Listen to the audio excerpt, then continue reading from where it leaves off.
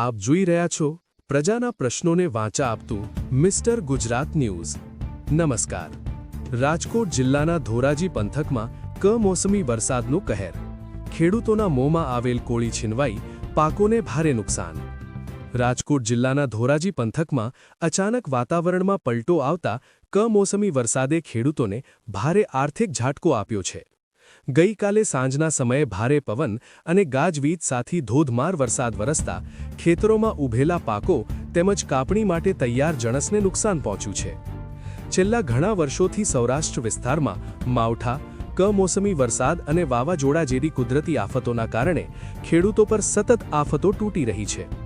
ખેડૂતોએ મોંઘા બિયારણ, ખાતર અને જંતુનાશક દવાઓનો ખર્ચ કરીને કપાસ, મગફળી, ઘઉં, તલ અને અડદ જેવા પાકોનું વાવેતર કર્યું હતું, પરંતુ કુદરતના આ અણધાર્યા મારથી તેમની મહેનત પાણીમાં વહી ગઈ છે।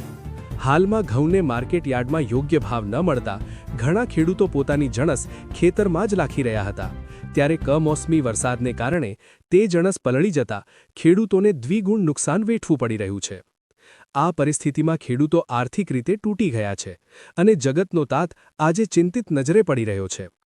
હવે ખેડૂતો સરકાર પાસે નુકસાનનું યોગ્ય વળતર મળવાની આશા રાખીને બેઠા છે। કુદરતી આફતો સામે લાચાર બનેલા ખેડૂતો માટે સરકાર તરફથી તાત્કાલિક સહાય અને વળતર જરૂરી બન્યું છે। સત્યતાની સાથે સ્પષ્ટ વાત। Mister Gujarat news report Alpesh Trivedi. મારું નામ પ્રવીણભાઈ બાબુભાઈ વેગડ, ધોરાજીના રહેવાસી। ફરેણી રોડ ઉપર અમારી જમીન છે, 10 વીઘાના ઘઉં વાવેલા છે। એ કાલે વાવાઝોડા ને વરસાદથી ઢરીને નીચે પડી ગયા છે। હવે એ હાથમાં આવે 50%, તો અમને સરકાર વળતર આપવા વિનંતી કરી। કેટલો ખર્ચો કરેલો હોય છે? ખર્ચો 5000 વીઘે 5-6 હજારનો ખર્ચો કરેલો છે।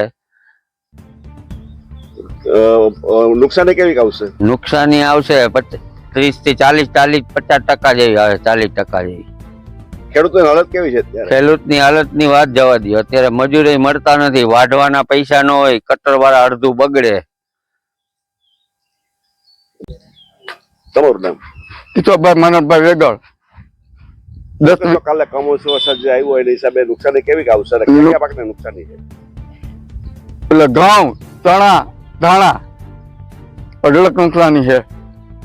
ઘઉંમાં કેવી નુકસાની આવે છે અત્યારે? વીઘે 5-6 હજારનો ખર્ચો હોય। અને ઉતારો કેવો આવશે? ઉતારો ધૂળી ભેગી આવશે, શું ઉતારાનું કહેવાનું? સરકાર પાસે શું અપેક્ષા છે? યોગ્ય સરકાર વળતર આપે। આ કમોસમી વરસાદ